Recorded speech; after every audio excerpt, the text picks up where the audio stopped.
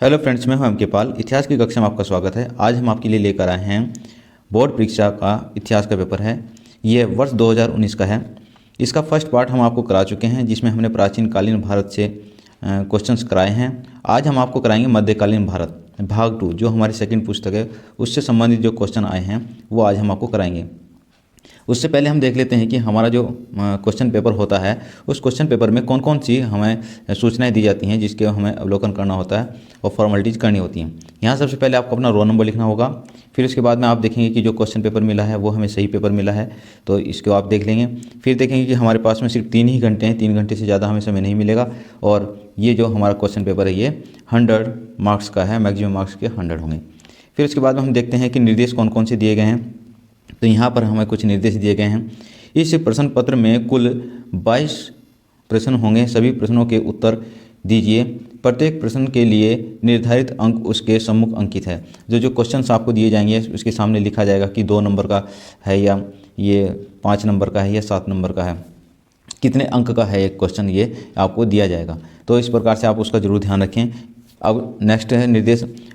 जैसे 2 अंक वाले प्रत्येक प्रश्न का उत्तर 50 शब्दों में ही होना चाहिए, और 5 अंक वाले क्वेश्चन का जो उत्तर है वो होना चाहिए आपका 150 शब्दों में होना चाहिए। और फिर इस प्रकार से हम देखते हैं कि 7 अंक वाला जो क्वेश्चन होगा हमारा, वह 250 शब्दों में ही होना चाहिए। इससे ज़्यादा आप नहीं लिखें।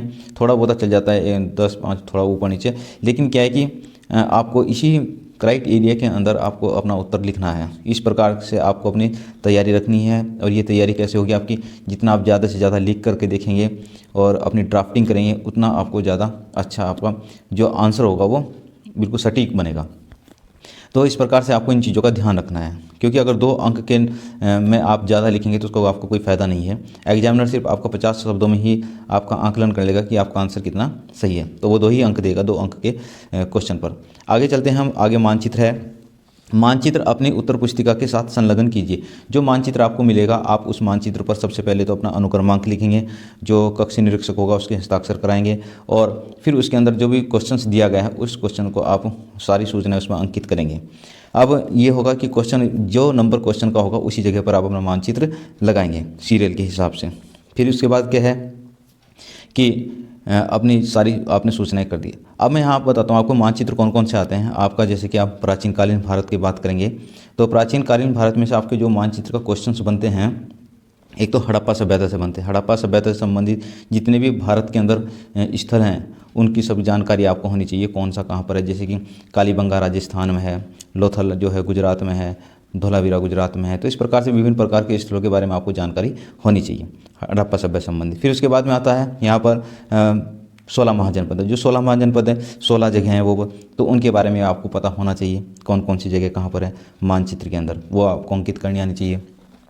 महात्मा बुद्ध के जीवन से संबंधित जितने भी स्थल जुड़े हुए हैं उनके बारे में आपको पता होना चाहिए, वो भी आपको उससे संबंधित भी मानचित्र का क्वेश्चन आता है। फिर जैसे देखते हैं कि अशोक के जो शिलालेख हैं वो भी मानचित्र में अंकित कराने के लिए आते हैं, एक क्वेश्चन वहाँ से भी बनता है आपके लिए।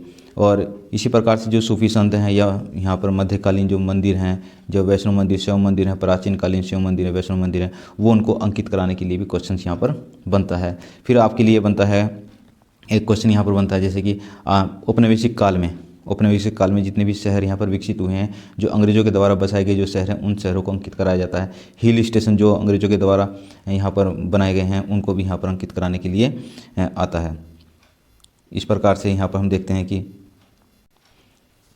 फिर एक मोस्ट इंपॉर्टेंट जो क्वेश्चन आता है कि 1857 की क्रांति से संबंधित स्थल हैं, जो कहाँ कहाँ पर 1857 की क्रांति हुई थी, वह भी आपसे पूछा जाता है, वह मानचित्र का क्वेश्चन बनता है। 10 नंबर का ये क्वेश्चन होता है। इसमें क और ख 2 खंड होते हैं, ए और बी, जिसमें क्या है कि 5-5 नंबर के वह होते हैं, और बहुत कम समय में ये आपके 10 नंबर प्राप्त हो जाते हैं। इसमें आपकी टाइम बहुत ज़्यादा बचता है और इसको आप आसानी से कर सकते हैं। ये 10 नंबर आपके बहुत अच्छे से तैयार हो सकते हैं। जो मानचित्र होता है वो 10 नंबर का होता है। तो इस प्रकार से फिर हम आगे चलते हैं। अगला निर्देश क्या है। अगला निर्देश है जहाँ कहीं पर आप जहाँ कहीं भी आवश्यक हो स्टेशिलो या सांचों का रेखा मानचित्र बनाने के लिए प्रयोग कर सकते हैं। इसमें जैसे कि कोई लॉन्ग क्वेश्चन है तो उसमें आप किसी भी तरह का डायग्राम बना सकते हैं और आरेख बना सकते हैं, कोई आकृति बना सकते हैं। आकृति से मतलब आपको ऐसे चित्र नहीं बनाने, तो उसमें क्या क्या आप समझाने के लिए किसी भी तरह का कोई चार्ट यूज कर सकते हैं। इस तरह की चीज़ें। लेकिन आपको एक विशेष ध्यान रखना पड़ेगा, इसमें आपको कलर का उपयोग नहीं करना है। कलर में सिर्फ आप ब्लैक एंड ब्लू पेन का ही उपयोग करेंगे। स्केच पेन का यूज कर सकते हैं, ब्लैक स्केच पेन का यूज कर सकते हैं आप इसमें, और इसमें ज़्यादा रंग नहीं करने हैं। फिर नेक्स्ट करते हैं, प्रथम प्रश्न से प्रारंभ कीजिए और अंत तक करते जाइए, जो प्रश्न नहीं आता हो उस पर समय नष्ट न कीजिए। तो ये सही है कि आप शुरू से प्रारंभ करें और अंत तक करते जाएं। इसमें आपके लिए सही ये रहेगा कि आपका कोई क्वेश्चन छूटेगा नहीं, और जो आपका छूट जाता है उसको आप गोल कर दीजिए और आगे चलिए। आपको पता रहेगा कि हमारा कौन सा क्वेश्चन छूटा हुआ है। लेकिन अगर आप सीरियल से नहीं करेंगे तो आपके साथ ऐसा हो सकता है कि आप क्वेश्चंस भूल जाएं, कौन सा क्वेश्चन हमने किया है, कौन सा क्वेश्चन हमने नहीं किया है। एक फ़ायदा तो आपके लिए ये है। दूसरा ये है कि जब एग्जामिनर कॉपी चेक करता है तो उसको केजिंग करनी होती है। केजिंग में नंबर भरने पड़ते हैं, और नंबर जो है सीरियल से भरे जाते हैं। ये question number 1, question number 2, question number 3, और फिर उनके क ख ग जो भी होते हैं वो सीरियल से ही नंबर भरे जाते हैं। अगर आप क्वेश्चन आगे पीछे करेंगे तो उसमें जो एग्जामिनर भी डिस्टर्ब हो सकता है, और कई बार किसी प्रकार की गलती होने की संभावना भी वहाँ पर रहती है। तो आप यहाँ पर सीरियल से ही क्वेश्चंस आपने करें। अब हम प्रारंभ करते हैं अपना मध्यकालीन भारत। आज हमारा जो है, क्योंकि जो पुरातात्विक एवं प्राचीन भारत हम पहले ही करा चुके थे, भाग 1 में हम करा चुके थे, आप इस वीडियो को देख लेना। आज हम आपके लिए लेकर आए हैं यहाँ पर मध्यकालीन भारत का इतिहास, जो कि यहाँ पर मध्यकालीन भारत। नेक्स्ट क्वेश्चन प्रारंभ करते हैं। यहाँ पर हम देखते हैं क्वेश्चन नंबर 7 हमारा है, सूफी परंपरा में सिलसिला का क्या तात्पर्य है। सूफी परंपरा में सिलसिला का क्या तात्पर्य। तो सिलसिला से मतलब होता है जंजीर। आप सीधा लिख देंगे इसमें ब्लैक पेन से कि सिलसिले का तात्पर्य होता है जंजीर। जंजीर मतलब कड़ी जो जुड़ी हुई होती है, एक कड़ी से दूसरी कड़ी जुड़ी होती है, तो उससे क्या बनता है, जंजीर बनती है, और उसको सिलसिला कहा जाता है। अब ये किस परिप्रेक्ष्य में यहाँ पर कहा गया कि सूफी परंपरा में सिलसिले का क्या तात्पर्य है। सिलसिले का तात्पर्य यहाँ पर ये होता है कि जो गुरु होते हैं, जो शेख होते हैं, और जो मुरीद, मुरीद का मतलब होता है शिष्य। देखो, शेख का मतलब होता है गुरु और मुरीद का मतलब होता है शिष्य। गुरु और शिष्य के बीच का जो निरंतर का जो रिश्ता होता है, जो जुड़ा हुआ रिश्ता होता है, और उसको ही सिलसिला कहा गया है। और यहाँ पर कहा गया है कि जैसे कि ये जो रिश्ता होता है अटूट होता है, क्योंकि जो गुरु है, गुरु का संबंध भी किससे, पैगंबर से है, ईश्वर से है, और वहाँ से जो सूचनाएं आ रही हैं, जो ज्ञान आ रहा है, और गुरु के माध्यम से होते हुए शिष्य तक पहुँच रहा है। तो जो ये एक कड़ी है, यह एक क्रम है, जो है ना, तो सोपान है, उसके आधार से ये जो सूचनाएं नीचे तक पहुंच रही हैं, एक मुरीद तक पहुंच रही हैं, शिष्य तक पहुंच रही हैं, तो यह एक सिलसिला कहलाया। तो समझने के तात्पर्य से हमने ऐसे लिखा। मेरे ख्याल से आपको समझ में आ गया होगा ये चीज़। तो सूफी संप्रदाय के अंतर्गत भी यही है कि सूफी परंपरा में कि जो सिलसिला है उसका अर्थ होता है जंजीर। जंजीर जो शेख और मुरीद के बीच एक निरंतर रिश्ते का प्रतीक दिखाता है ये।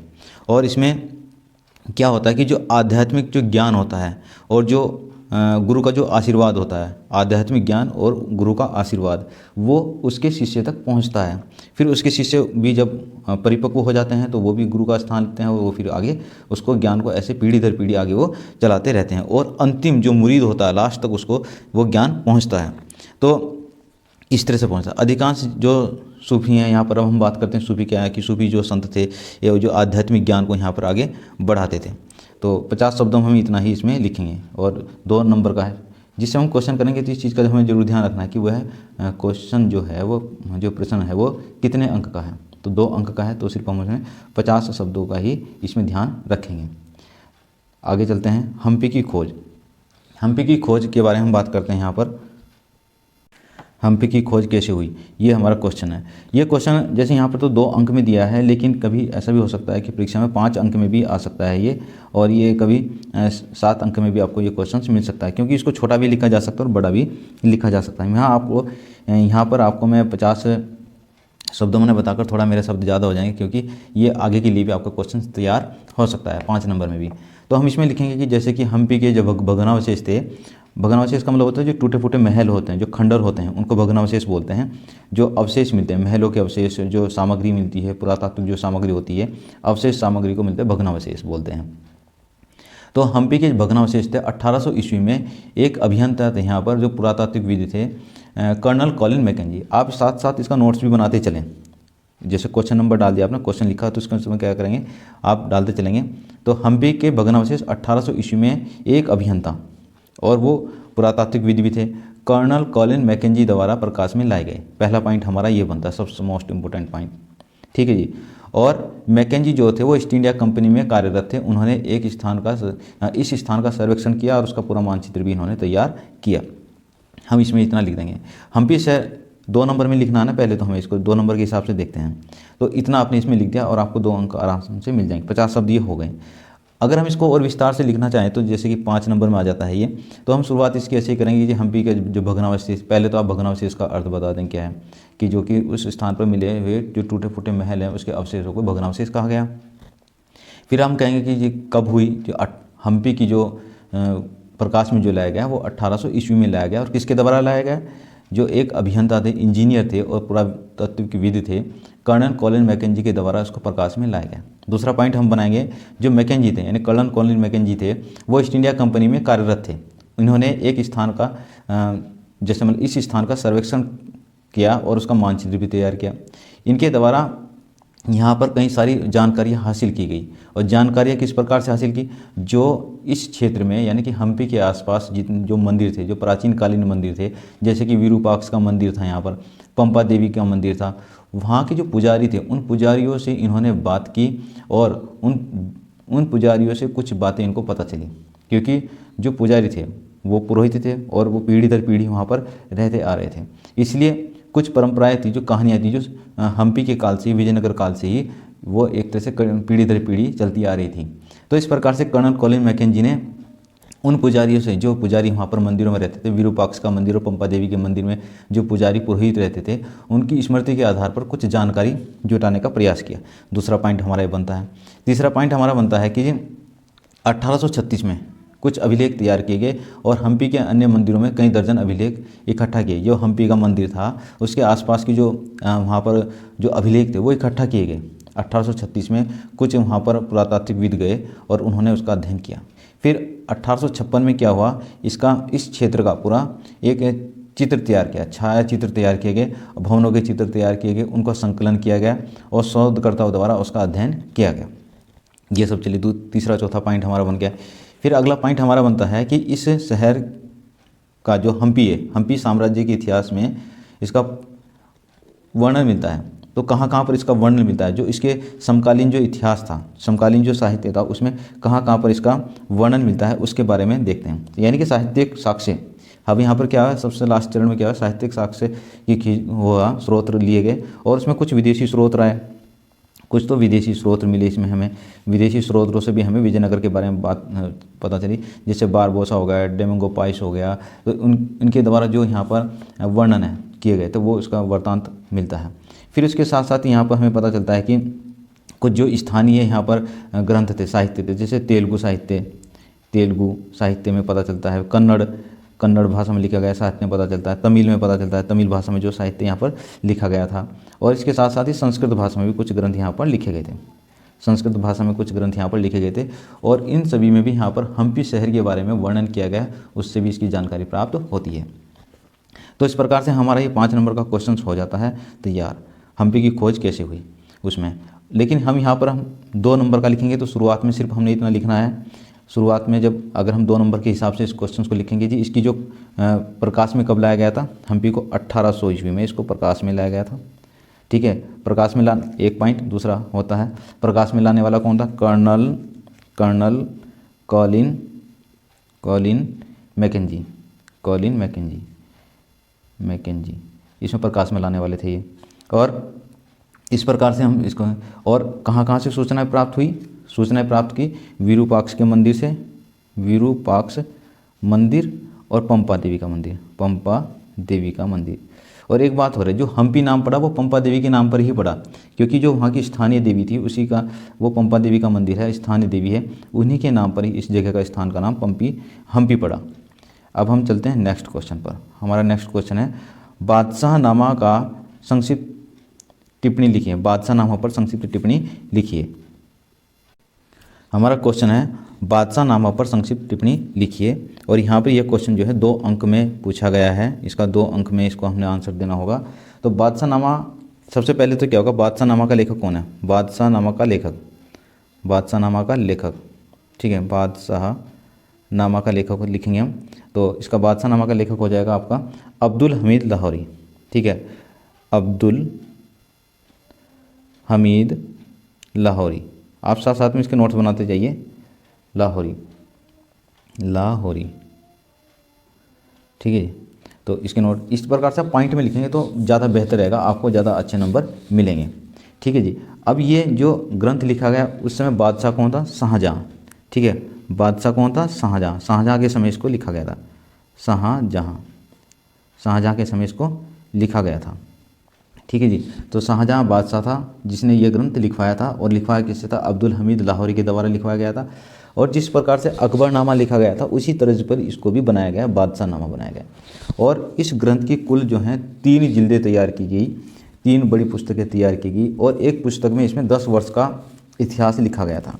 10 वर्ष का इतिहास लिखा गया, जो इस्लामिक कैलेंडर के हिसाब से जो 10 वर्ष बनते हैं उसके हिसाब से एक जिल्द में, यानी कि एक पुस्तक में 10 वर्ष का इतिहास था। और पहली 20 दशकों का, मतलब पहले 20 वर्षों का इसमें इतिहास जो उसने अब्दुल हमीद लाहौरी के द्वारा लिखा गया। और उसमें फिर बाद की जो लास्ट की पुस्तक बनी, क्योंकि उस समय फिर बाद में क्या हुआ कि अब्दुल हमीद लाहौरी जो वृद्ध हो गए थे, बूढ़े हो गए थे, और उनका स्वास्थ्य भी साथ नहीं दे रहा था, स्वस्थ नहीं थे वो। तो बाद में फिर इसको जो पूरा किया गया था वारिस के द्वारा इसको पूरा किया गया था। इस ग्रंथ को वारिस के द्वारा पूरा किया गया, वारिस, इतिहासकार वारिस के द्वारा इसको पूरा किया गया। ये तो इस प्रकार से हम नोट्स बनाते जाएंगे इसके और लिखते जाएंगे। इसमें एक चीज़ और आती है कि जो इसमें कुछ संशोधन किए गए थे। तो जो शाहजहाँ का एक वजीर था सादुल्ला खां, शाहजहाँ का वजीर था सादुल्ला खां, दुल्ला खां के द्वारा इसमें कुछ संशोधन किए गए थे। तो इस प्रकार से हमारा 2 नंबर का क्वेश्चन ये तैयार हो जाता है। अब नेक्स्ट हम चलते हैं, हमारा अगला क्वेश्चन है, बर्नियर के वृत्तांत में निरंतर मुगल भारत और समकालीन यूरोप की तुलना की गई है। आपके विचार में बर्नियर ने ऐसा करना क्यों उचित समझा? ये क्वेश्चन हमारा जो 5 नंबर का क्वेश्चन है। आप जो भी क्वेश्चन करें एक बार उसमें ज़रूर ध्यान रखें कि कितने अंक का है वह, फिर उसी के हिसाब से आपको अपने शब्दों को लिखना है, उतने ही अंक आपको लिखने हैं। तो इसमें जैसे क्या कि 150 शब्द, 150 शब्द इसमें आप आराम से लिख सकते हैं इसमें। अब क्या है कि इसमें हम इसका आंसर की बात करते हैं। हमारा क्वेश्चन है, बर्नियर के वृत्तांत में निरंतर मुगल भारत और समकालीन यूरोप की तुलना की गई है। आपके विचार में बर्नियर ने ऐसा करना क्यों उचित समझा? देखो, सबसे पहली बात, जब जिस समय यहाँ बर्नियर आया तो उसने भारत का जो तुलना की वो यूरोप के कुछ जगहों से की या कुछ मामलों में की। ठीक है जी। कैसे किया? बर्नियर के अनुसार भारत और यूरोप में जो सबसे बड़ा मूल अंतर उसको दिखाई दिया, वह दिखाई दिया उसको निजी स्वामित्व का अभाव था। निजी स्वामित्व का अभाव था, यानी कि उसको यहाँ पर दिखाया गया निजी स्वामित्व का अभाव, निजी भू स्वामित्व का अभाव। यानी कि यहाँ पर कहा गया है कि जो जनसाधारण व्यक्ति थे वो भूमि के मालिक नहीं थे। यहाँ पर सबसे बड़ा अंतर उसको ये दिखाई दिया, जबकि यूरोप में ये चीज़ें थी, वहाँ पर जनसामान्य व्यक्ति भूमि का मालिक रहता होगा। तो मुगल, पहला पॉइंट हमारा क्या बनता है कि भू स्वामित्व का यहाँ पर अंतर दिखाई देता है। उसका निजी स्वामित्व के गुणों में विश्वास था, जबकि बर्नियर क्या मानता था कि निजी स्वामित्व होना चाहिए। उसने माना कि अगर, देखो इसने एक चीज़ देखी, फिर उसने देखा कि यहाँ पर भारत में 2 वर्ग हैं, एक तो बहुत ज़्यादा अमीर हैं और एक बहुत ज़्यादा गरीब हैं, मतलब जिनके पास में भूमि नहीं है, भूमिहीन किसान है, और एक बहुत बड़े बड़े जमींदार हैं, राजा हैं। तो इस प्रकार का एक यहाँ पर बहुत ज़्यादा अंतर दिखाई दिया, या तो बहुत ज़्यादा अमीर लोग हैं या बहुत ज़्यादा फिर गरीब लोग हैं जो भूमिहीन है, जिनके पास में भूमि नहीं है, खेती नहीं है, सिर्फ भूमिहीन किसान हैं, जिनको मतलब जिसको बताया गया कि भू स्वामित्व का अभाव था, वो उसी दृष्टिकोण में उसको दिखाई दिया। दूसरा यहाँ पर हम दिखाई देता है कि शहरों में भी देखता है वो, कि जैसे कि भारतीय शहर थे जो उनमें बहुत ज़्यादा भीड़ भाड़ थी, जबकि यूरोपियन शहरों में इतनी भीड़ भाड़ वहाँ पर दिखाई नहीं दी है। फिर हम बात करते हैं फिर दोबारा से कि भू स्वामित्व की बात करते हैं। भू स्वामित्व को क्यों मानता था वह? कि जिन स्थानों पर निजी भू स्वामित्व होता है, निजी भू स्वामित्व होता है, वहाँ पर अच्छी पैदावार होती है और अच्छा वो अपनी ज़मीन पर मेहनत करते हैं, जिससे कि अच्छी उपज होती है, और अच्छी उपज होती है तो उसका लाभ जो होता है व्यक्तिगत रूप से भी होता है और राज्य को भी होता है, क्योंकि अच्छी पैदावार होगी तो ज़्यादा टैक्स मिलेगा, रेवेन्यू मिलेगा, और उससे व्यक्ति और राज्य दोनों ही मजबूत होते हैं। ऐसा इब्न बतूता का मानना था। जबकि उसने कहा कि अगर संपूर्ण ज़मीन, संपूर्ण क्षेत्र अगर राजकीय स्वामित्व में होगा तो उसका नुकसान होगा। उसका नुकसान कैसे होगा कि कोई भी व्यक्ति उसको अपनी भूमि नहीं समझेगा, पहली बात तो ये है, और कोई भी उस पर आगामी फ्यूचर के लिए, यानी कि भविष्य के लिए को देखते हुए उस ज़मीन पर मेहनत नहीं करेगा, क्यों नहीं करेगा मेहनत? क्योंकि उसको यही नहीं पता कि कल ये ज़मीन तेरे पास रहेगी या नहीं रहेगी। तो इसलिए सिर्फ वो उस पर उतना ही उत्पादन करने की कोशिश करेगा ताकि उसको एक राजस्व देना और अपने बच्चों का भरण पोषण वह कर सके। तो इस प्रकार से ज़्यादा पैदावार ना होने के कारण दोनों को ही, राज्य को भी और व्यक्ति को भी इसमें हानि होती है, हानि उठानी पड़ती है। तो इब्न बतूता ने इस प्रकार की चीज़ों का वर्णन किया और ये कहा कि भारत में अमीर और गरीबी में बहुत बड़ा अंतर यहाँ पर दिखाई देता है, बहुत बड़ी खाई दिखाई देती है, जिसमें कुछ लोग बहुत ज़्यादा अमीर हैं, कुछ लोग इसमें यहाँ पर बहुत ज़्यादा गरीब हैं। तो ऐसा बर्नियर ने यहाँ पर लिखा।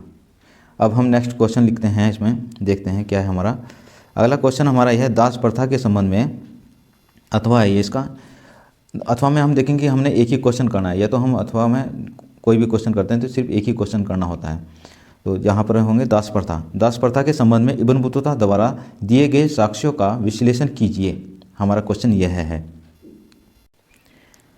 इस क्वेश्चन के आंसर के हम चलते हैं। तो हम देखते हैं कि यहाँ पर जो वर्णन किया गया है कि जो मध्यकालीन भारत था, यहाँ पर जब इब्न बतूता ने देखा कि जो बाजार थे, बाज़ारों में दास किसी भी अन्य वस्तु की तरह खुलेआम बेचे और खरीदे जाते थे। एक चीज़ तो उसने ये देखी। और कई बार ऐसा होता था कि नियमित रूप से भेंट स्वरूप भी दासों को दिया जाता था। जैसे कोई बाहर से कोई बड़ा व्यक्ति आने वाला है तो वो अपने राजा के दरबार में जा रहा है, तो राजा को भेंट करने के लिए कुछ दासों को भी वह राजा को भेंट के रूप में, दान के रूप में दे देता था। इस प्रकार से जब इब्न बतूता सिंधु पहुँचा तो उसने भी सुल्तान मोहम्मद बिन तुगलक के लिए भेंट के रूप में कुछ घोड़े, कुछ ऊँट और कुछ दास खरीदे थे।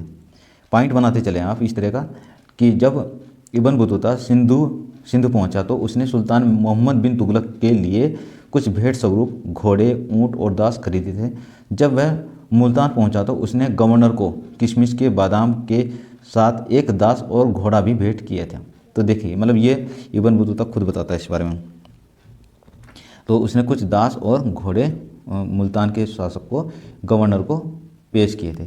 इब्न बतूता बताता है कि मोहम्मद बिन तुगलक नसरुद्दीन नामक धर्मोपदेशक के प्रवचन से इतना खुश हुआ कि उसे 1,00,000 टके और 200 दास दे दिए। तो ये बताया जा रहा है यहाँ पर कि दासों की स्थिति कैसी थी, है ना।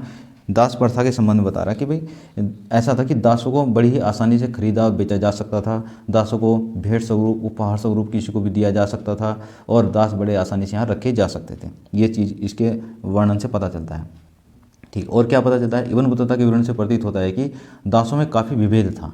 विभेद क्या दिखाई देता है कि सुल्तान की सेवा में कार्यरत कुछ दासियां संगीत और गायन में निपुण थीं। सुल्तान की सेवा में जो कार्यरत दासियां थी वो संगीत और, पॉइंट बनाते चलें आप, सुल्तान की सेवा में कार्यरत कुछ दासियां संगीत और गायन में निपुण थी। एक पॉइंट बन जाएगा हमारा। इब्न बतूता सुल्तान की बहन की शादी में के अवसर पर वहाँ पर पहुँचा और प्रदर्शन से खूब आनंदित हुआ। उसने पूरा आनंद लिया। सुल्तान अपने अमीरों पर नज़र रखने के लिए दासियों को भी नियुक्त करता था। अगला पॉइंट हमारा क्या बनता है कि जो सुल्तान है, जैसे मोहम्मद बिन तुगलक की बात कर रहे हैं यहाँ पर, तो वो क्या करता अपने अमीरों पर, अमीर का मतलब होता है जो उसके यहाँ पर मंत्री होते, जो खास पदों पर व्यक्ति होते थे, उनको अमीर की उपाधि दी जाती थी। तो उन पर नज़र रखने के लिए दासियों को नियुक्त किया जाता था, दासियों को नियुक्त किया जाता था। यह यहाँ पर दासों का उपयोग होता है। दासों को, अगला पॉइंट हम बताते हैं यहाँ पर क्या होगा। दासों को सामान्यतः घरेलू श्रम के लिए इस्तेमाल किया जाता था।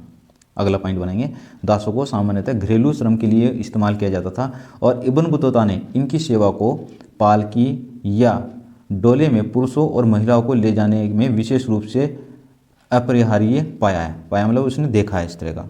एक पॉइंट। दूसरा पॉइंट बनाएंगे, दासों की कीमत विशेष रूप से उन दासियों की जिनकी आवश्यकता घरेलू श्रम के लिए थी बहुत कम थी।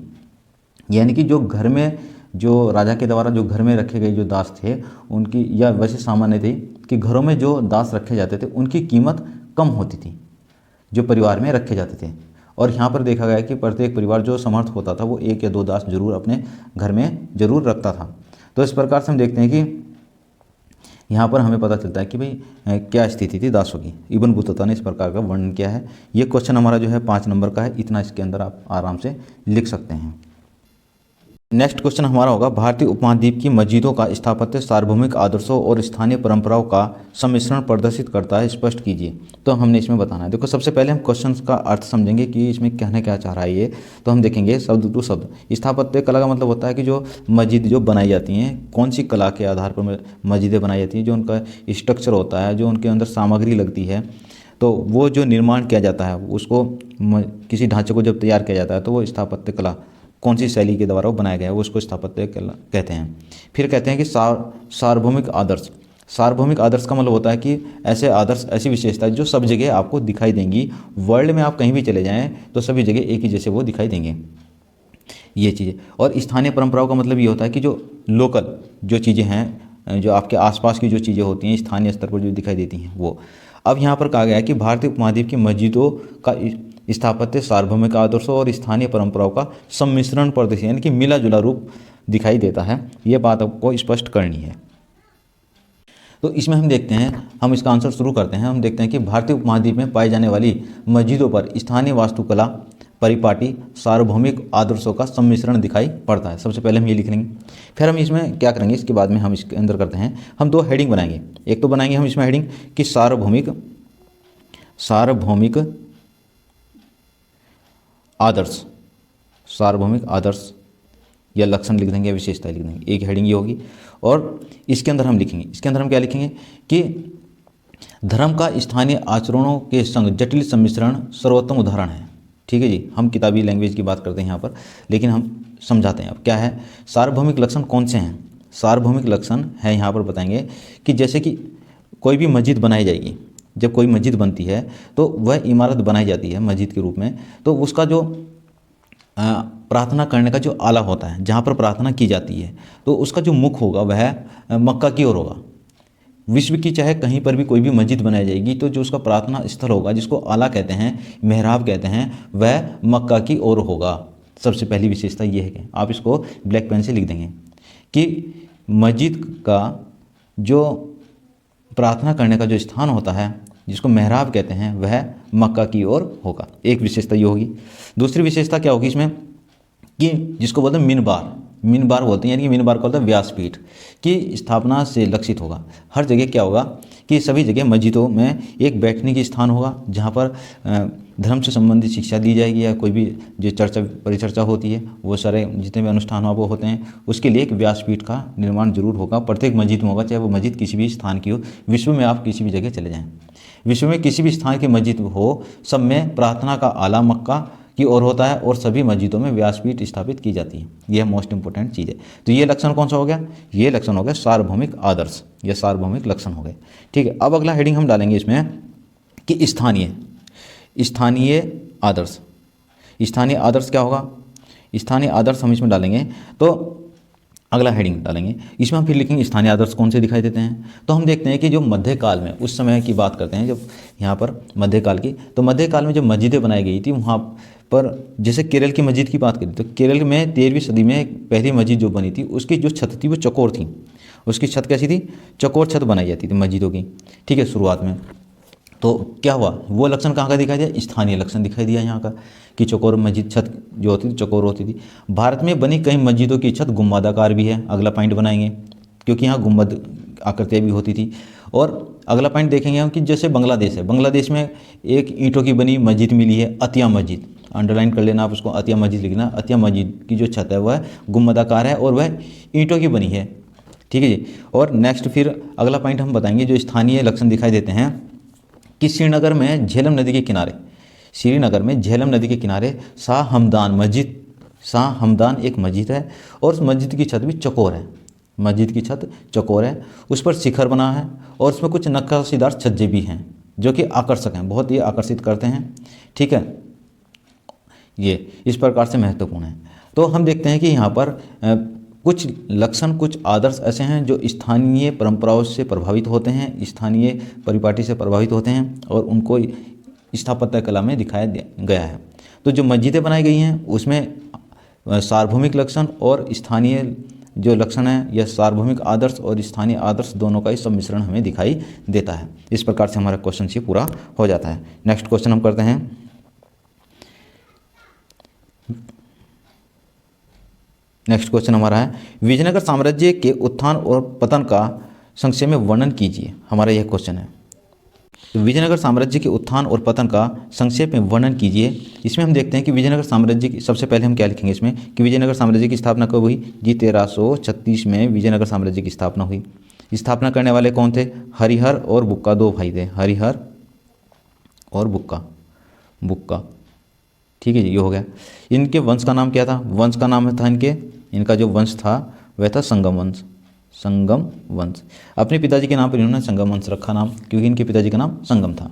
ठीक है जी, ये हम लिख देंगे। इस प्रकार से फिर हम आगे चलेंगे, अगला पॉइंट बनाएंगे, विजयनगर साम्राज्य पर 4 हिंदू राजवंशों का शासन रहा है। विजयनगर साम्राज्य पर 4 हिंदू राजवंशों का शासन रहा है। ठीक है, इसमें प्रथम राजवंश जो था संगम वंश ही था, जो कि 1485 तक जिसका शासन रहा है। तब हम बात करेंगे, जैसे हमारा क्वेश्चन क्या है कि साम्राज्य के उत्थान मतलब यहाँ से शुरुआत हो रही ना इसकी, मतलब देखो स्थापना कब हुई 1336 में, किसके द्वारा की गई, हरिहर और बुक्का, दो भाई थे, उनके द्वारा विजयनगर साम्राज्य की स्थापना की गई। विजयनगर साम्राज्य पर 4 हिंदू राजवंशों ने शासन किया है, और इसमें सबसे पहला राजवंश जो था वह संगम राजवंश था, और इसका शासन 1485 ईस्वी तक रहा। उसके बाद हम बात करते हैं कि संगम वंश के बाद में यहाँ पर तुलु वंश शासक आते हैं, तुलु वंश के शासक बनते हैं, और वो इनके द्वारा अच्छे कार्य किए गए कई बार। ठीक है जी, और फिर उसके बाद हम बात करते हैं कि जैसे कि यहाँ पर सैनिक कमांडर, संगम वंश के सैनिक कमांडर थे जिन्होंने सुलु वंश की स्थापना की थी, वो थे नरसिंह सालू ने ही संगम वंश को समाप्त कर सुलु वंश की स्थापना की थी।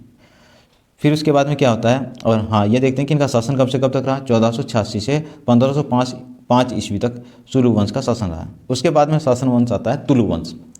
तुलु वंश का जो है यहाँ पर स्थापना की थी वीर नरसिंह ने, तुलु वंश की स्थापना की थी वीर नरसिंह ने, और जो वीर नरसिंह थे विजयनगर शासक, विजयनगर का इनके समय सबसे ज़्यादा विकास हुआ है। और तुलु वंश के सबसे प्रसिद्ध शासक थे कृष्णदेव राय। ठीक है जी, यहाँ तक हम चले, पॉइंट टू पॉइंट बनाते चलेंगे कि विजयनगर साम्राज्य का सबसे प्रसिद्ध शासक कौन था, कृष्णदेव राय, और कृष्णदेव राय कौन से वंश का था, तुलु वंश का था। ठीक है जी, अब आगे चलते हैं। कृष्णदेव राय इसने 1504 ईस्वी में उड़ीसा के गजपति शासक प्रताप रुद्र को परास्त किया था, और 1520 में उसने बीजापुर को जीता था। उत्कर्ष हो रहा ना, विजयनगर साम्राज्य के उत्थान के बारे में भी हम बता रहे हैं कि अभी उत्थान वाला पीरियड चल रहा है इसका। उत्थान हेडिंग डाल देंगे ना सबसे पहले कि विजयनगर साम्राज्य का उत्थान, तो उसमें ये सारी चीज़ें लिखेंगे, स्थापना कब हुई, किसके द्वारा की गई, कौन से राजवंश यहाँ पर आए, प्रथम राजवंश संगम आया, द्वितीय राजवंश यहाँ पर सुलु वंश आया, तृतीय राजवंश यहाँ पर तुलु वंश आया। तुलु वंश का सबसे प्रसिद्ध शासक कौन था, कृष्णदेव राय था। और कृष्णदेव राय ने किस प्रकार से और ज़्यादा विजयनगर साम्राज्य को बढ़ाया, उसका गौरव बढ़ाया, तो यहाँ पर उसके बारे में वर्णन कर देंगे जी। 1514 ईस्वी में उसने उड़ीसा के गजपति शासक प्रताप रुद्र को परास्त किया था। 1520 में उसने बीजापुर को जीता था। ठीक है जी, इस प्रकार से। फिर कहते हैं कि कृष्णदेव राय ने के शासनकाल में ही तुंगभद्रा और कृष्णा नदियों के जो बीच का जो क्षेत्र था, रायचूर का दोआब जिसको कहा जाता है, हम देखते हैं कि जो दक्षिण भारत है हमारा, तो दक्षिण भारत में यहाँ पर जैसे कृष्णा और तुंगभद्रा जो नदियाँ हैं, तो इसके जो बीच का जो क्षेत्र है यहाँ पर, ये जो क्षेत्र है थोड़ा यहाँ पर अलग बड़ा बन गया ये, तो हम देखते हैं कि दक्षिण भारत है ये, और दक्षिण भारत में ये कृष्णा और तुंगभद्रा जो नदियाँ हैं इसके बीच का जो क्षेत्र है यहाँ पर, तो ये इस क्षेत्र को कहा जाता है रायचूर का दोआब। और यह माना जाता है कि ये जगह बहुत ही ज़्यादा उपजाऊ थी। इसको भी इसने 1512 ईस्वी में जीत लिया था, 1512 ईस्वी में जीता था। देखो 1514 में इसने गजपति को पराजित किया था, ठीक, कृष्णदेव राय ने, और 1520 में ये इसने बीजापुर को जीता था, और 1512 में इसने पूरा मतलब ये भी हासिल कर लिया था, रायचूर का दोआब सबसे पहले इसी को इसने हासिल किया था। और कृष्णदेव राय के समय ही यहाँ पर कुछ अच्छे कार्य और क्या क्या हुए, कुछ मंदिरों का निर्माण किए गए इसके काल में, जैसे कि विट्ठल स्वामी का मंदिर बना यहाँ पर, विट्ठल स्वामी का मंदिर, आप नोट करते जाएँ इसको, विट्ठल स्वामी का मंदिर का निर्माण हुआ। फिर इसने क्या किया, हजार सितूर मंदिर का निर्माण किया। इसी के समय पंपा देवी के मंदिर का भी निर्माण हुआ, और भव्य गोपुरम को बनाया गया, गोपुरम को यहाँ पर बनाया गया, जिसको द्वार होते थे, गोपुरम क्या होते थे, बड़े द्वार होते थे, इस प्रकार से। तो यहाँ पर कृष्णदेव राय के समय विजयनगर साम्राज्य का बहुत ही ज़्यादा यहाँ पर उत्थान हुआ, अपने चरमोत्कर्ष पर पहुँचा। और उसने अपनी माँ के नाम पर विजयनगर के समीप ही एक नगर बसाया था, ठीक है, जिसका नाम था नगलपुरम नगर था, यह नगर उसने बसाया था। और विजयनगर के दरबार में अष्टदिग्गज भी रहते थे, और विजयनगर जो कृष्णदेव राय के दरबार में, कृष्णदेव राय के दरबार में 8 विद्वान रहते थे जिनको अष्टदिग्गज कहा जाता था। इसी के साथ साथ हम देखते हैं कृष्णदेव राय को आंध्र भोज भी कहा जाता था, ये उपाधियाँ हो गई। अब क्योंकि ये 7 नंबर में भी एक क्वेश्चन आ सकता है, तो इसमें हम और भी बहुत कुछ लिख सकते हैं। ठीक है, फिर बात करते हैं हम इसकी, जो कृष्णदेव राय था, मतलब यहाँ पर कृष्णदेव राय के बाद में यहाँ पर जो उसके अनेक नायकों में खुद में चुनौती होगी सत्ता प्राप्त करने के लिए, और फिर बाद में शासक बना सदाशिव राय। जो सदाशिव राय था उसका प्रधानमंत्री था। अब हम यहाँ पर पतन की ओर चल जाएंगे, पतन का कारण बताएंगे। देखो अभी आगे पतन, क्योंकि हमने उत्थान और पतन दोनों चीज़ लिखनी है ना इसमें, तो पतन के बारे में बताएंगे। सदाशिव राय जो उसका शासक बन गया, 1542 से 1570 तक शासन रहा, और इसी के समय सदाशिव राय के समय ही विजयनगर साम्राज्य का पतन होगा। अब कैसे होगा, देखो प्रधानमंत्री जो विजय सदाशिव राय था, इसका जो प्रधानमंत्री था वो राम राय था, और वास्तविक सत्ता जो थी राम राय के हाथ में ही थी। राम राय ने क्या किया कि जो बहमनी जो शासक थे वहाँ पर, साम्राज्य थे, बहमनी राज्य थे, यहाँ पर 5 राज्य थे, बीजापुर, बीदर, बरार, गोलकुंडा और अहमदनगर। इस प्रकार से 5 बहमनी राज्य थे, तो इनमें आपस में उसने फूट डालो राजगुरु की नीति का पालन किया। लेकिन किसी कारणवश ये इसको, इनकी मैत्री को ज़्यादा समय तक तोड़ करके नहीं रख पाया, और अंततः क्या हुआ कि 4 राज्य थे, बीजापुर, बीदर और गोलकुंडा और अहमदनगर, ये 4 राज्य जो थे राम राय के खिलाफ हो गए, जो कि सदाशिव राय का प्रधानमंत्री था, उसके खिलाफ हो गए। और बाद में क्या हुआ कि 1565 ईस्वी में राक्षस तगड़ी का युद्ध हुआ, और राक्षस तगड़ी के युद्ध में ये चारों राज्य बीजापुर, बीदर, गोलकुंडा और अहमदनगर एक होकर के इन्होंने विजयनगर पर हमला किया, चढ़ाई कर दी और युद्ध हुआ। इस युद्ध में यहाँ पर विजयनगर की हार हुई, और इस तरह से क्या हो गया, विजयनगर का जो पूरा शहर था उसको ध्वस्त कर दिया गया, और अब यहाँ पर विजयनगर साम्राज्य को ध्वस्त कर दिया गया, और इस प्रकार से विजयनगर साम्राज्य का पतन प्रारंभ हुआ। हालांकि विजयनगर साम्राज्य के आगे भी चलता रहा, इसकी इन्होंने अपनी राजधानी स्थानांतरित कर दी दूसरी जगह। उसके बाद में फिर अरविडु वंश आया, अरविडु वंश जो था उसने पेनुकोंडा अपनी राजधानी, फिर उसके बाद में चंद्रगिरी इसकी राजधानी बनी, और इस प्रकार से विजयनगर का जो अंतिम शासक था वह रंगतृतीय माना जाता है, अंतिम शासक। लेकिन वास्तविक जो सत्ता रही वो 1565 तक ही यहाँ पर शक्तिशाली रहे विजयनगर साम्राज्य। उसके बाद में 1565 के राक्षस तगड़ी के युद्ध के साथ ही, यानी कि तालीकोटा के युद्ध के साथ ही विजयनगर का पतन हो गया था। इस प्रकार से ये क्वेश्चन हमारा पूरा हो जाता है। अगला क्वेश्चन है हमारा, भारत में पंचायत और गांव का मुखिया किस प्रकार ग्रामीण समाज का नियमन करते थे, चर्चा कीजिए। ये क्वेश्चन है हमारा, ये 7 नंबर का क्वेश्चन है, 7 अंक हैं इसके, और इसमें 250 शब्दों का आंसर इसमें देना होगा, आपको लिखना होगा। प्रारंभ करते हैं इसका आंसर हम। तो इसमें हमने सबसे पहले लिखना होगा कि भाई गांव का सिस्टम कैसा होता था, जो पंचायतें होती थी और जो मुखिया होता था वो किस प्रकार का होता था, उनकी कार्यप्रणाली कैसी होती थी, इस बारे में हमने बताना होगा। तो इसमें हम पहली हेडिंग डालेंगे ग्राम पंचायतों की कार्यप्रणाली, या पंचायत और मुखिया, पंचायतें और मुखिया, ये हमारी पहली हेडिंग हो जाएगी। इसमें फर्स्ट पॉइंट बनेगा ग्राम, यानी कि गांव की पंचायत में बुजुर्गों का जमावड़ा होता था, यानी कि कुछ बुजुर्ग होते थे, और आमतौर पर वे गांव के महत्वपूर्ण लोग हुआ करते थे। जो पंचायतों में जो लोग होते थे, पंचायत के जो सदस्य होते थे बुजुर्ग, वो गांव के आमतौर पर मतलब महत्वपूर्ण लोग हुआ करते थे। उनके पास में खुद की अपनी संपत्ति होती थी, उनके पास में पुश्तैनी घर होते थे, उनके पास में अपने कुछ अधिकार होते थे।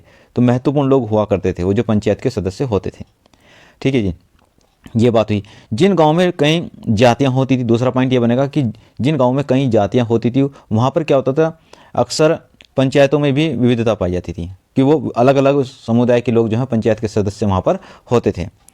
अगला पॉइंट हम बात करते हैं, अगले पॉइंट में आएगा हमारा कि जी जो पंचायत के जो सिस्टम होता था, तो अलग अलग समुदाय से वो सब लोग आ गए और उसमें उनकी नुमाइंदगी होती, नुमाइंदगी मतलब उसके सदस्य होते थे, ये बात हम कह चुके। और लेकिन गांव में जिन लोगों के पास में अपनी ज़मीन नहीं होती थी और जो खेतीहर मजदूर होते थे, इस प्रकार के जो लोग हैं वो पंचायत के सदस्य नहीं होते थे, ये बात हमने नोट करनी है। और फिर अगला है जो फैसला होता था, गांव पंचायत की, जो गांव की पंचायत होती, जो उसका फैसला होता था वह पूरे गांव को मानना पड़ता था, ये पंचायत का कार्यप्रणाली के अंतर्गत आता था। फिर है पंचायत का जो सरदार होता था, उसको, जो पंचायत का जो मुखिया होता था उसको मुकद्दम, अब यहाँ पर देख क्या कहते हैं, उसको 3 नामों से जानते हैं, मुकद्दम, ठीक है जी, चौधरी और खुत और मंडल नाम से जाना जाता था। यानी कि जो मुखिया होता था पंचायतों का जो मुखिया होते थे उनको मुकद्दम कहते थे, चौधरी कहते थे, खुद कहते थे और मंडल कहते थे, इस प्रकार से। अगला पॉइंट हमारा बनता है फिर कि मुखिया का जो चुनाव होता था, चुनाव मतलब हेडिंग डालेंगे चुनाव, ठीक है, मुखिया का चुनाव हेडिंग डालेंगे। तो चुनाव की प्रक्रिया क्या थी? चुनाव की प्रक्रिया इसमें यह थी कि जो गांव के बुजुर्ग जो होते थे उनकी सहमति से ही गांव का मुखिया चुना जाता था, एक पॉइंट। दूसरा पॉइंट इसमें महत्वपूर्ण होता था, जो गांव का मुखिया बनता था उसको अपने स्थानीय जमींदार से, जो इस इलाके का जमींदार होता था, उससे उसको अपनी मंजूरी लेनी पड़ती थी। अगला पॉइंट बनता है कि वह कब तक अपने पद पर बना रहेगा। तो ये जो मुखिया होता था गांव का, वह अपने पद पर तब तक बना रहेगा जब तक वह गांव के बुजुर्गों का भरोसा रहेगा उसके ऊपर। यानी कि अच्छी तरह से अगर गांव के बुजुर्गों को यह लगेगा कि ये जो मुखिया बनाया गया है वो अच्छी तरह से कार्य कर रहा है, ग्राम पंचायत के प्रति समर्पित है, तो इस प्रकार से तब तक वो अपने पद पर बना रहेगा। किनको लगेगा? बुजुर्गों को लगेगा, जो उसके सदस्य हैं उनको तब तक लगेगा। यदि उनको लगा कि नहीं, ये व्यक्ति भरोसेमंद नहीं है, ये अच्छी तरह से कार्य नहीं कर रहा है, तो उस व्यक्ति को पद से हटा दिया जाता था, मुखिया के पद से उसको हटा दिया जाता था। ये बात हुई। अगला पॉइंट हमारा होता है गांव में उसकी जो आय और व्यय। हम हेडिंग डालेंगे क्या? पंचायत की आय और व्यय। ये हेडिंग डालेंगे हम, और उसमें हम बताएंगे कि भाई किस प्रकार से गांव की पंचायत के जो खर्चे होते थे और उसकी आय होती थी, और उसका रखरखाव किस प्रकार से होता था, और उसको खर्च कहाँ पर किया जाता था, ये हम अगले पॉइंट में बताएंगे। इसमें देखते हैं। तो इसमें कहेंगे कि गांव के आदमी जो आमदनी होती थी और जो खर्चे होते थे, पूरा उसका हिसाब किताब रखने का जो दायित्व होता था वह मुखिया का होता था। ठीक है जी। गांव की जो आमदनी होती थी और जो खर्चे होते थे उन सभी को लेखा जोखा रखने का कार्य, हिसाब किताब रखने का कार्य गाँव के मुखिया का होता था। गाँव का जो खर्चा होता था वो गाँव के आम खजाने से चलता था। खजाना कैसे, मतलब खर्चा कहाँ कहाँ पर होता था, जिसे, और जो ये आय होती थी, ये क्या होता है, गांव का प्रत्येक व्यक्ति से कर वसूल किया जाता था, और उस कर से ही इसकी आय होती थी, पंचायतों की आय होती थी। ठीक है। इसको खर्च करने के लिए क्या होता है, जैसे कोई व्यक्ति है बाहर का, या बादशाह या शासक का कोई नुमाइंदगा है, वो कोई अधिकारी है, जब गांव पंचायत में आता था तो उसका जो संपूर्ण खर्चा होता था ग्राम पंचायत के द्वारा इसी खर्च खजाने से होता था। इसके साथ साथ क्या होता था कि जो कोष का जो इस्तेमाल होता, किस प्रकार से, कि जितनी भी जो, जैसे कोई गांव में प्राकृतिक आपदाएं आ जाती थी, उन प्राकृतिक आपदाओं से निपटने के लिए, उस नुकसान की भरपाई करने के लिए इस कोष से इसका इस्तेमाल किया, मतलब कोष का इस्तेमाल किया जाता था, जो जमा हुआ था, राजस्व जो जमा था। दूसरा फिर क्या था कि समुदाय के कार्य भी इसके द्वारा किए जाते थे। समुदाय के कार्य किए जाते, समुदाय हेडिंग भी डाल सकते हैं आप इसमें, समुदाय के कार्य, समुदाय के कार्य। वैसे तो आय व्यय, आय का अलग बना देंगे और व्यय का अलग बनाएंगे, और उसमें लिख देंगे समुदाय खर्चे कैसे होते थे। तो मिट्टी के बांध बनाते थे, मिट्टी के बांध बनते थे। ठीक है जी। बांध सड़कें बनाने में होता था। आप इसको नोट करते जाइए कि जैसे मिट्टी का बांध बनाना, नहर बनाना, सड़कें बनाना, पीने के पानी की व्यवस्था करना, और ये सभी कार्य पंचायत के खर्चे पर होते थे। पंचायत का अगला पॉइंट बनाएंगे। पंचायत का एक काम यह था कि गांव में रहने वाले अलग अलग समुदाय के लोग जो होते थे अपनी जाति की हदों के अंदर रहें, ये निरीक्षण करने का कार्य भी किसका होता था, ये सामाजिक कार्य है इसका। तो ये क्या देखता था कि गांव में जितने भी समुदाय हैं वो सब अपनी जाति की हदों में ही रहते हैं। हदों का मतलब ये था कि कहीं सामाजिक, जैसे जो सामाजिक परंपराएं हैं उनका कोई अवहेलना तो नहीं कर रहा है, इसका कार्य देखने का कार्य सब पंचायत के मुखिया का होता था। यदि कोई सामाजिक अवहेलना करता था तो उसको दंड भी यहाँ पर दिया जाता था। तो नेक्स्ट पॉइंट है, पंचायत के अलावा गाँव में हर जाति की अपनी पंचायतें होती थी, और वो पंचायतें काफ़ी शक्तिशाली होती थी, ताकतवर होती थी, और उन पंचायतों के सदस्य जो मुख्य पंचायत होती थी गांव की उसमें भी होते थे। तो इस प्रकार से हम देखते हैं कि यहाँ पर जो पंचायत, हमारा क्वेश्चन ये था कि किस प्रकार से पंचायत और गांव का मुखिया किस तरह से ग्रामीण समाज का नियमन करते थे। तो यही इस प्रकार से हमारा आंसर पूरा तैयार हो जाता है कि जो गांव का जो मुखिया होता था वो गांव के बुजुर्गों की सहायता से उसको नियुक्त किया जाता था, बनाया जाता था, और वह अपने पद पर तब तक बना रहता था तो जब तक वो उनकी नज़रों में सही तरीके से कार्य करता। किसकी नज़रों में? मुखिया की नज़रों में। और जो मुखिया बनता था उसको अपने जमींदार से भी, जो इलाके का जमींदार होता था उसको अपनी परमिशन लेनी पड़ती थी, मंजूरी लेनी पड़ती थी। ठीक है जी। फिर उसका काम क्या क्या होते थे, उसका आय और व्यय का लेखा जोखा का काम होता था। गांव में सामाजिक जितने भी जो रीति रिवाज होते थे, समुदाय होते थे, उन सभी पर उसका नियंत्रण होता था। उसका नियंत्रण ये होता था कि जो प्रत्येक समुदाय की अपनी अलग अलग पंचायतें होती थी, जो पंचायतों के जो मुखिया होते थे उनसे डायरेक्ट उसका संबंध होता था, और वह उनको निर्देशित करता रहता था कि भाई किसी की समुदाय में यानी कोई इस तरह का कार्य नहीं होना चाहिए जिससे कि सामाजिक अवहेलना हो। तो इस प्रकार से क्या था कि जो ग्राम का जो मुखिया होता था, पंचायतों का जो मुखिया होता था, वो समाज पर नियंत्रण रखता था। इस प्रकार से हम इसका लिख देंगे। फिर हम देखेंगे कि इसमें लास्ट में हम पैराग्राफ दे देंगे कि जी इससे पहले हम लिखेंगे कि ग्राम पंचायतें जो होती थी कई बार अपनी जो शिकायतें हैं, अपनी जो उनकी जो ज़रूरतें होती थी, उनकी जो शिकायतें होती थी, जो उनकी दिक्कतें होती थी, उसको पत्र लिख करके अपने ऊपरी अधिकारियों को भी वो पहुंचाते रहते थे। ठीक है जी।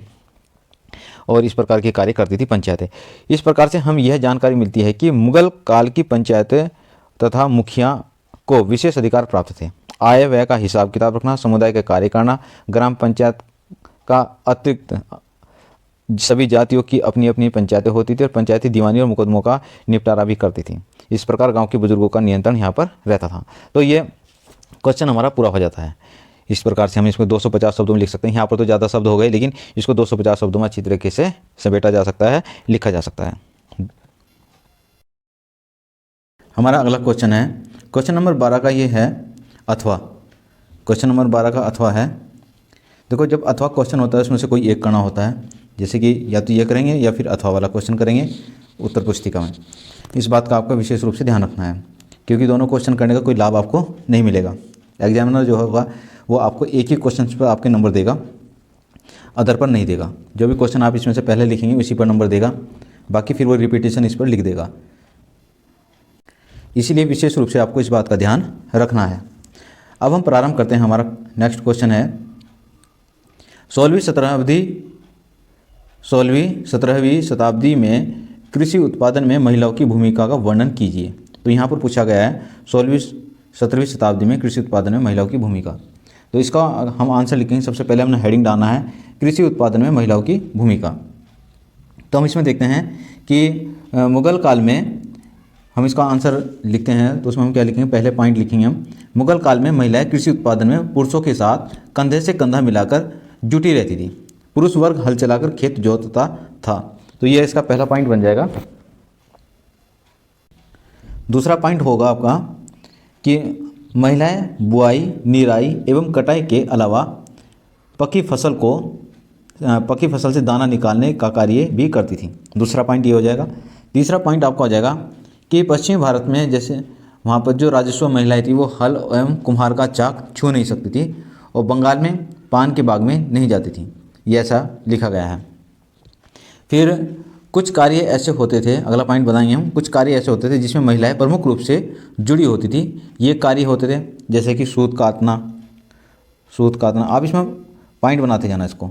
सूत कातना, कपड़ों की कढ़ाई करना,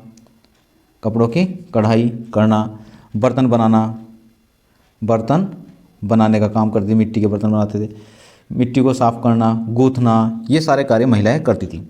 तो ये महत्वपूर्ण महिलाओं के कार्य थे।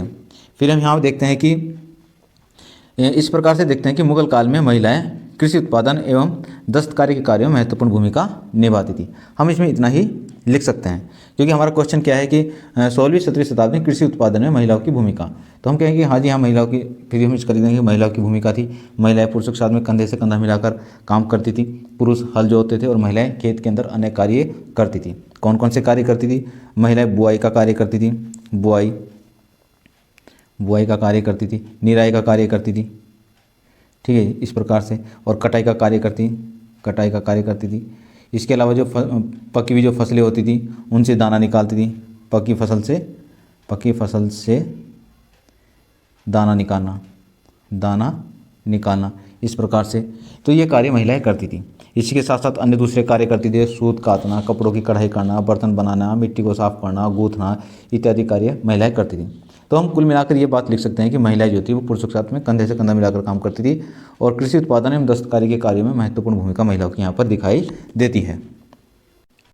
हमारा अगला क्वेश्चन है 13 क्वेश्चन, मुगल ऐतिहासिक इतिवृत्तों की विशिष्टताओं की चर्चा कीजिए।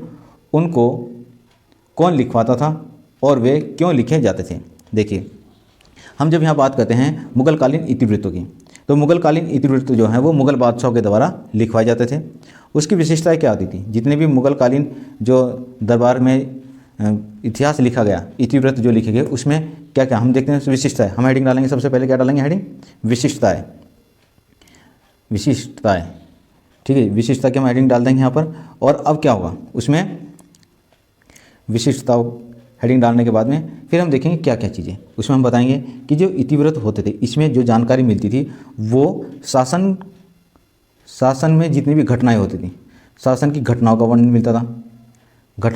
मिलता था, ठीक है जी। दूसरा क्या था, इसमें बादशाह के परिवार यानी कि शासक के परिवार के बारे में जानकारी मिलती थी, जानकारी। तीसरा, दरबार के बारे में जानकारी मिलती है कि दरबार में कौन कौन से घटनाक्रम होते हैं, दरबार में किस तरह से बादशाह प्रस्तुत होता था, किस प्रकार से यहाँ पर मंत्री बैठते थे, और उस सारी कार्य प्रणाली की जानकारी मिलती है। इन्हीं इतिवृत्तों में अभिजात वर्गों के बारे में जानकारी मिलती है। अभिजात वर्ग जो भी मुग़ल शासन के दरबार में, मुग़ल शासन में जितने भी अभिजात वर्ग थे उन सभी के बारे में जानकारी मिलती है। जैसे कि फ़ारसी हो गए, ईरानी हो गए, तुरानी हो गए, राजपूत हो गए, मुग़ल हो गए, उन सब की जानकारी यहाँ पर इस अभिलेखों में प्राप्त, इन इतिवृत्तों में प्राप्त होती है। उसके बाद जैसे कि जो युद्ध किए गए, जितने भी युद्ध होते थे, युद्धों की जानकारी हमें इतिवृत्तों में मिलती है।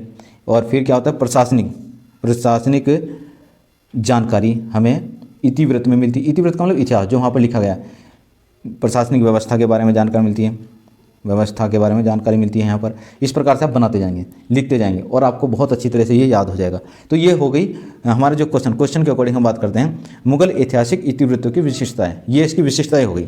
विशेषता क्या हो गई कि जहाँ पर केंद्र में होने वाली घटनाओं का वर्णन मिलता है, शासक का परिवार के बारे में जानकारी मिलती है, दरबार अभिजात वर्ग के बारे में जानकारी मिलती है, युद्ध के बारे में जानकारी मिलती है और प्रशासनिक व्यवस्थाओं के बारे में जानकारी मिलती है। तो ये तो होगी विशेषताएं।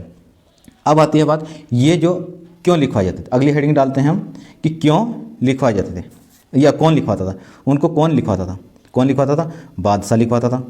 बादशाह लिखवाते थे। जो शासक होता था वही लिखवाएगा। अपने साम्राज्य की अच्छी जानकारी जनता तक पहुंचाने के लिए वह इतिवृत्तों का निर्माण करते थे, इतिवृत्तों को वो लिखवाते थे। अब कौन कौन शासकों के द्वारा लिखवाए गए इतिवृत्त प्रसिद्ध हैं? जैसे कि हम देखते हैं कि यहाँ बाबरनामा का भी वर्णन मिलता है। उसके बाद हम बात करते हैं यहाँ पर अकबर के द्वारा। अकबर के द्वारा क्या लिखवाया गया था? अकबर के द्वारा लिखवाया गया था अकबरनामा। तो अकबर ने लिखवाया अकबरनामा उल्लेख कर देंगे। शाहजहाँ के द्वारा लिखवाया गया शाहजहाँ, इसने लिखवाया शाहजहाँनामा, शाहजहाँनामा। ठीक है जी। औरंगजेब ने लिखवाया आलमगीरनामा, क्योंकि औरंगजेब का नाम आलमगीर भी था। औरंगजेब को आलमगीर भी कहते थे क्योंकि वो तो उसकी उपाधि थी। ठीक है जी। तो आलमगीर कहा जाता था, इसने लिखवाया आलमगीरनामा। औरंगजेब के द्वारा लिखवाया गया। जो क्वेश्चन का हमारा पार्ट था कि कौन लिखवाता है, ये लिखवाए गए मुग़ल बादशाहों के द्वारा ये लिखवाए जाते थे। अब अगली तीसरी हेडिंग हमारी आएगी उद्देश्य। क्यों लिखवाए जाते थे? क्यों लिखवाए जाते थे, ये वाली हेडिंग बनेगी हमारी, क्यों लिखवाए जाते थे। अब देखते हैं क्यों लिखवाए जाते थे। पहला पॉइंट इसमें बनेगा कि ये इतिवृत्त इस साम्राज्य के अंतर्गत आने वाले सभी लोगों के सामने एक प्रबुद्ध राज्य के दर्शन को दर्शाने का एक उद्देश्य होता था। यानी कि यहाँ पर ये बताया जाता था इस जो इतिवृत्त लिखे जाते थे उनके द्वारा कि ये जो राज्य है वो बहुत ही प्रबुद्ध है, संपन्न है, और इस तरह की चीज़ों को लोगों तक पहुँचाया जाता था लिख करके इनके द्वारा, ताकि लोगों को पता चले कि भी जो राज्य है बहुत ही समृद्ध है, प्रबुद्ध है। एक पॉइंट। दूसरा, इसका उद्देश्य ये होता था कि जो कि विरोधी लोग होते थे, जो कि राज्य के विरोधी लोग होते थे, साम्राज्य के विरोधी लोग होते थे, उन विरोधी लोगों को तक सूचना पहुंचाना था कि हम संपन्न हैं, समृद्ध हैं। और उन इतिवृत्तों में उनके पराजय का भी वर्णन किया जाता था, कब कब उन्होंने उनको पराजित किया है। इस प्रकार से जो विरोधी होते थे वह असफल होते थे, मतलब अपना आपको ऐसा ही महसूस करते थे, इसलिए भी लिखवाया जाता था। फिर अगला पॉइंट बनता है, शासकों का ये भी निश्चित उद्देश्य रहता था कि भाई जो हमारा इतिहास है उस इतिहास को अगली पीढ़ियों तक कैसे पहुंचाया जाए।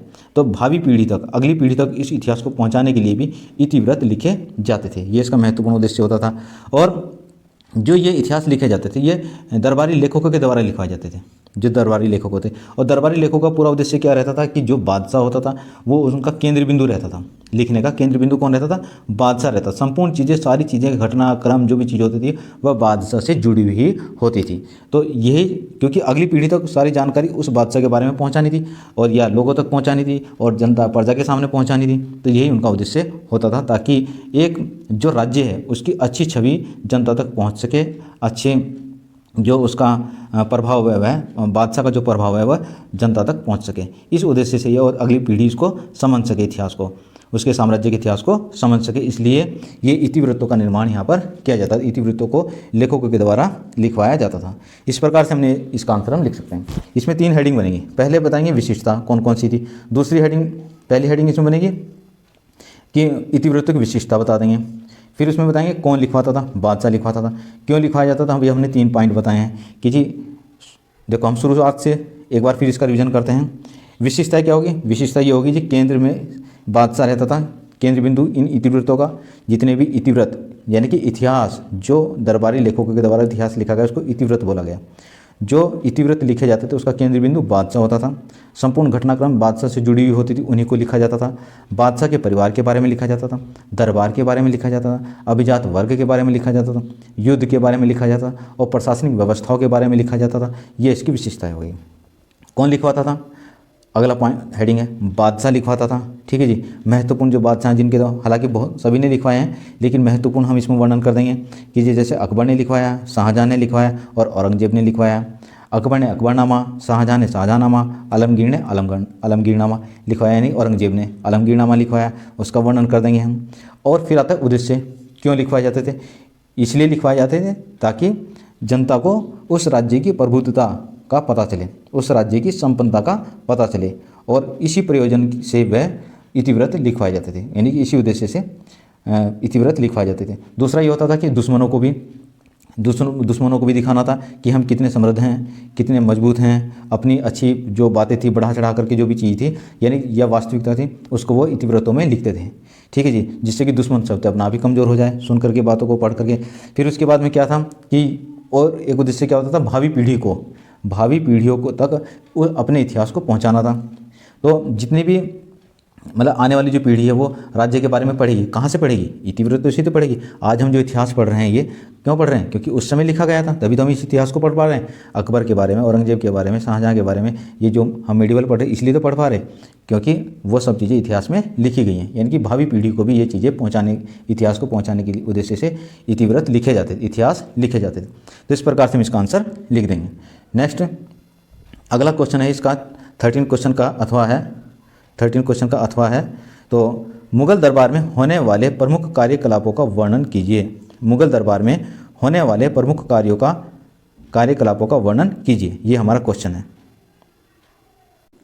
तो देखिए प्रारंभ करते हैं। मुगल दरबार में होने वाले प्रमुख कार्य कौन कौन से थे? तो यहाँ पर देखते हैं कि जैसे कि एक तो अभी हमने जो इससे पहले वाला जो क्वेश्चन किया थोड़ा बहुत उससे मिलता जुलता है कि जी वहाँ पर ये होता था, मुगल दरबार में बादशाह के द्वारा जो बैठता था, फिर वहाँ पर किस प्रकार से शिष्टाचार का पालन किया जाता था, ये सारी चीज़ें उसमें होती थी। अब हम प्रारंभ करते हैं इसका उत्तर। हम देखते हैं कि दरबार लगते समय एक विशाल ढोल बजाया। सबसे पहले क्या होता था, एक विशाल ढोल बजाया जाता था ताकि लोगों को बताया जाए कि भाई अब जो है यहाँ पर दरबार लगने वाला है, बादशाह दरबार में आने वाले हैं, सभी लोग सचेत हो जाएं और समय से वो दरबार में पहुँच जाएं। और ढोल पीटते हुए ईश्वर का गुणगान किया जाता था। इसके ढोल के साथ साथ ही अल्लाह का गुणगान यहाँ पर किया जाता था। तो पहला पॉइंट हमारा ये बनता है।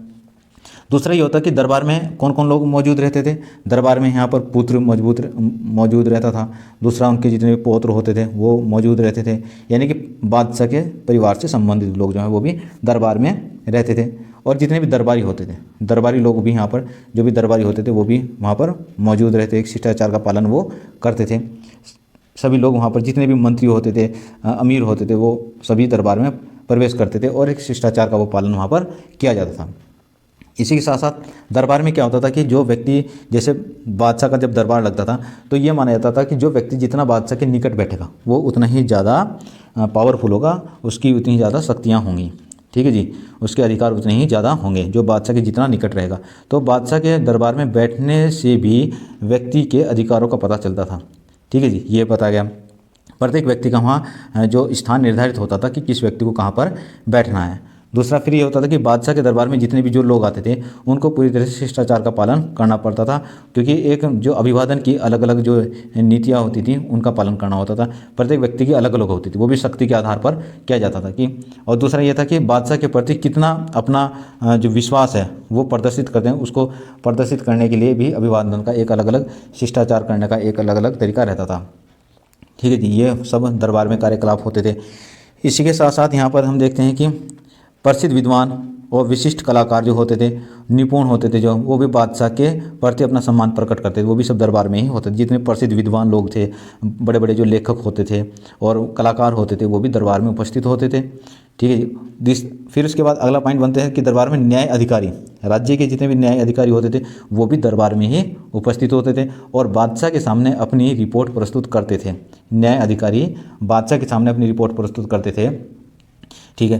फिर अगला पॉइंट बनता है कि सम्राट जो होता था वो अपनी सूझबूझ के अनुसार आदेश देते थे और मामलों का संतोषजनक ढंग से वहाँ पर निपटारा करते थे। यानी कि जो बादशाह होता था वो मामलों को सुनता था, सुनने के पश्चात वो उनको पूरी तरह से, क्योंकि सभी लोग वहाँ दरबार में उपस्थित होते थे, अगर कोई न्याय से संबंधित न्यायिक सलाहकार भी वहाँ पर उपस्थित होते थे, उन सब की भी सलाह ली जाती थी और अन्य सारे हर तरह से प्रत्येक पक्ष वहाँ पर देखा जाता था और अपनी सूझबूझ से बादशाह फिर उसका निर्णय वह लेता था और सभी मामलों को अच्छी ढंग से वह निपटाने का प्रयास करता था। तो ये सभी कार्य बादशाह के दरबार में, ये सभी क्रियाकलाप बादशाह के दरबार में होते थे। इस प्रकार से हम इसका आंसर लिख देंगे। तो फ्रेंड्स, इस प्रकार प्रिय छात्र छात्राओं, ये हमारे मध्यकालीन भारत के क्वेश्चंस हो चुके हैं और अब क्योंकि हमारी वीडियो काफ़ी लंबी हो चुकी है, अब हम इसको क्या करेंगे कि ये मध्यकालीन भारत हम आपके पास में क्वेश्चंस हमने पहुंचा दिए हैं और अगली जो वीडियो होगी हमारी आधुनिक भारत से संबंधित होगी। इसमें हम आपको अच्छी तरह से क्वेश्चंस समझाने की का प्रयास करेंगे ताकि आपको अच्छी तरह से समझ आए और आपके बोर्ड परीक्षा में अधिक से अधिक अंक प्राप्त हों। तो प्रिय छात्र छात्राओं, आप इसी तरह से हमारे चैनल के साथ जुड़े रहिए और चैनल को सब्सक्राइब कर लीजिए और इसको शेयर भी कीजिए, लाइक कीजिए और जो ऑल नोटिफिकेशन है बेल है उसको भी आप दबा दीजिए। धन्यवाद।